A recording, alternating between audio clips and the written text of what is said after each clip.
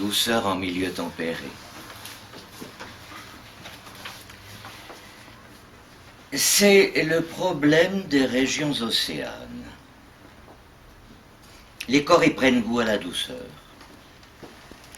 Une chemisette en lin vient sans peine à bout d'une petite suée. Une écharpe en laine et un col roulé suffisent à préserver des rigueurs hivernales. Le Grand Nord, certes, mais pour les chairs salées, mais pour les peaux ensablées, 3 petits matins de bourrasque et de givre occasionnent autant de palabres qu'une défaite en championnat ou une controverse municipale.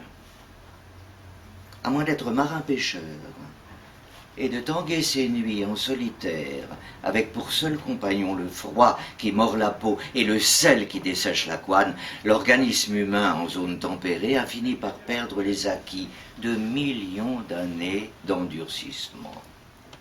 Alors si l'été les yeux s'égarent en transparence sous les petites jupes légères, s'il faut l'été sur le sable chaud être bel homme pour seulement oser approcher une de ses filles presque entièrement nue, qui feignent de croire à la banalité de leur grâce ou à l'anonymat de leur beauté, qui parfois vont jusqu'à mimer la distraction ou l'étourderie en dégrafant leur soutien-gorge. Les froideurs de l'hiver signent en quelque sorte le retour à la normale, silhouette épaissie, teint gris, derme rougi et nez coulant, l'hiver est la chance de l'homme ordinaire. Le cours consacré à la gestion des stocks de fournitures et de consommables a été annulé, le professeur est bronchiteux. Des grilles du lycée d'enseignement professionnel, en périphérie de la grande ville, un seul boui-boui du secteur. Il y a bien 800 ou 900 mètres à parcourir en longeant le canal. La plupart des élèves rechignent à sortir, ils sont froids, ou la flemme préfère à l'air glacial de la liberté la nauséeuse tiédeur de la cantine. Lui, non. Toute occasion est bonne de sortir d'une école où on voudrait lui désapprendre à rêver. À tout hasard, il lui demande si elle aura envie de l'accompagner. Elle barguigne un peu, le fait lanterner, le surjet pourrait les attraper. Elle affecte l'indécision, coquetterie de jeune fille. D'ailleurs, il emporte la mise, alors il espère. C'est peut-être pour aujourd'hui. Il ne sait pas très bien ce qui l'attire chez elle. C'est un tout petit bout de jeune fille au teint mat, revêtue d'une pelisse d'un rouge sombre et tanné que rehausse un col de mauvaise fourrure synthétique, avec de grands yeux tristes et marrons, mais volontiers malicieux, et qui étincellent quand elle rit. Elle n'est pas la plus jolie du lycée, ni peut-être de sa classe, mais elle le touche. Quelque chose en elle qu'il n'arrive pas à circonvenir, sûrement cela qu'on appelle une sensibilité. Souvent elle rit, mais parfois on les sent tout au bord des larmes. D'elle, il ne sait pas grand-chose, même il ne sait rien, ou rien d'autre que cela, que sa bonne humeur lorsqu'elle arrive au lycée dans le petit matin givreux, ce sourire franc qui lui arrondit les joues, cette manière que peut avoir une fille ordinaire d'attirer sur elle le regard des garçons dans la cour. On se retrouve dehors. Le canal passe juste devant le lycée, longe la route en ligne droite sur quelques kilomètres, assez large à cet endroit, impassible, presque austère. Il est comme ces rivières du Sud que l'on croit infranchissables, parce que quelque chose en elle, quelque chose d'un peu étrange ou inquiétant nous en fait deviner les fonds imprévisibles. Mais il est ce jour entièrement gelé. Alors, ça lui donne envie de singer l'autre barbu marchant sur l'eau. C'est qu'il faut bien la capter, le regard des filles. Il faut bien le capter. Il s'y reprend à 2 fois et il a raison. Ici, rien jamais ne gêne en profondeur. Tout est friable, trompeur, illusoire. Debout face au canal, en équilibre sur une petite excroissance herbeuse, il observe le marécage qui s'étend jusque dans le lointain, vaste no man's land, entre la ville et la campagne, d'où, dans la petite aurore des dimanches, émanent des effluves d'un gibier décomposé. Il allume une cigarette. La fumée s'incorpore à la brumaille qui le ceinture. Jointe en bandeau, de petites mains fraîches lui couvrent les yeux, se retournent. Elle est là, elles sont là. Elle, une copine. Ah, tu viens aussi? Il est déçu, se dit que ce n'est plus possible, que ça peut plus être pour aujourd'hui, même si la copine est belle, la plus belle de tout le lycée, plus élancée, plus féminine, et puis ce corps souverain, entièrement formé déjà. Un mystère pour lui que d'observer cela, que de constater ce qui distingue le corps d'une presque femme de celui d'une encore adolescente.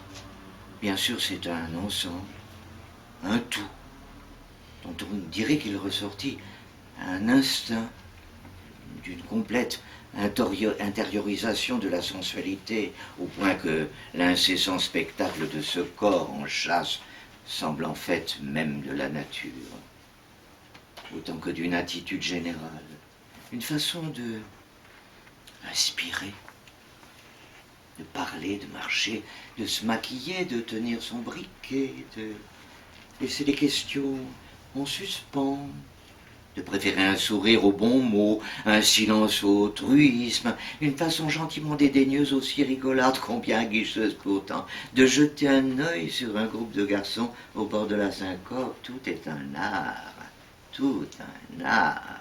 C'est cela pour lui alors, une femme. Elle n'est qu'innocence et sincérité, le cœur à livre ouvert. On y va. Il marche à petits pas tout en fumant, comme pour profiter de cette liberté volée à l'école qui désapprend le rêve, comme pour jouir plus longtemps du pouvoir, de pouvoir sentir le tabac grésiller dans la brume, comme peut-être pour attendre la chose, provoquer l'événement, lui laisser le temps d'advenir. L'encore adolescente à sa droite, la presque femme à sa gauche. D'une pichenette du pouce et du majeur, il envoie balader sa cigarette devant lui, aussi loin que possible, droit sur le sentier gadouilleux où il marche, où il marque le sol des empreintes de leurs baskets. Ses mains sentent le tabac froid. Il les enfonce dans les poches de son cuir. Alors il sent sa main à elle se glisser dans sa poche à lui et lui prendre la sienne. Et tout de suite après, la main de l'autre fait exactement la même chose dans l'autre poche. Il fait comme si de rien n'était, triomphe du frisson qui s'entortille le long de sa colonne, ne change rien à son pas, lent, régulier. Il est un homme. Il marche, le regard fier. Elle dit, l'innocente, la malhabile, « Mais j'ai les mains gelées. » Elle dit, l'autre, plus femme, plus joueuse, « On se réchauffe comme on peut. » Ses deux mains, ses doigts jaunis de tabac noués entre les doigts de ses deux filles, l'une qui excite son désir, l'autre dont il quête, pour peu que cela existe, un signe d'amour. Et ils marchent.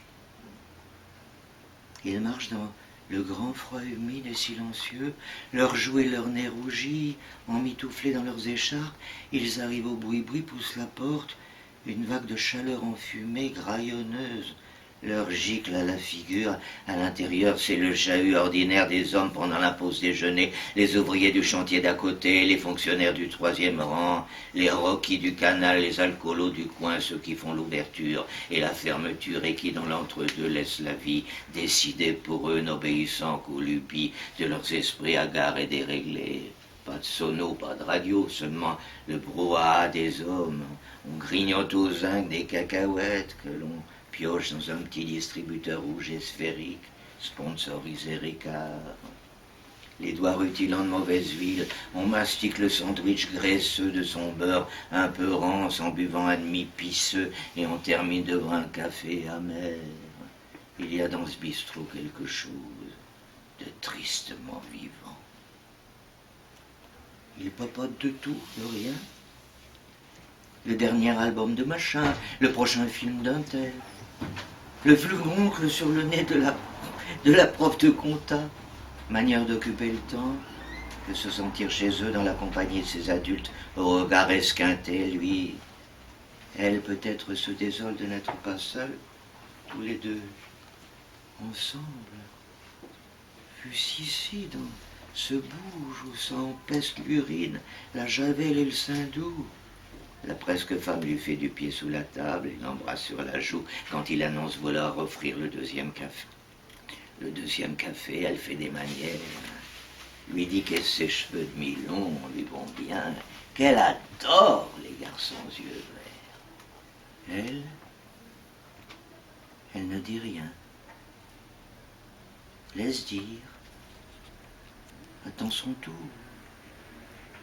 Et puis la copine s'en va, elle en a marre, on s'ennuie ici, et puis ça pue. Alors ils restent seuls tous les deux. Ils vont même rater les cours. 11 étages. Ça laisse le temps de faire connaissance, de s'embrasser, de se caresser, de se palper. Une banlieue un peu crade, pas vraiment délaissée, juste une banlieue. Des bacs à sable et des arbustes, des charnets en bas des HLM, des gens qui courent pour ne pas rater le bus, des vieux chômeurs qui promènent leurs chiens, des odeurs de petits pois et de grésillements télévisés sous les fenêtres grandes ouvertes, des tags plein les bâtiments administratifs, des abribus, les pylônes, des jeunes qui ne savent plus comment tuer le temps ni comment abolir l'avenir. Alors balle aux pieds sur le terrain de basket, on mate les filles, parfois on les siffle et ça sent l'herbe à chaque coin de rue, la grisaille habituelle des quartiers périphériques. Et voilà qu'ils sortent de l'ascenseur. Le vêtement froissé, lui, un pont de chemise par-dessus le pantalon, elle qui a perdu le petit nœud qu'elle avait dans les cheveux.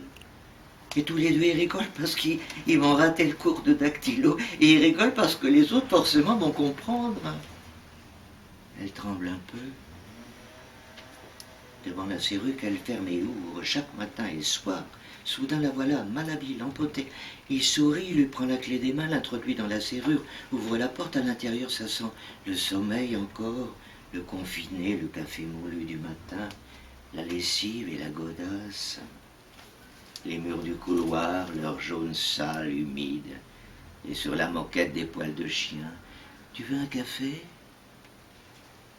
Une bière si tu en as. L'un à côté de l'autre, ils s'assoient sur le canapé du séjour. Bien alignés au pied du vieux fauteuil, les charentaises du père attendent. Ils s'ouvrent chacun une bière qu'ils boivent au goulot. S'affale sur le dossier en faux cuir. Il se tourne vers elle, glisse sa main sous son pull, par-dessus le t-shirt, lui caresse le ventre. La naissance des seins, elle frissonne.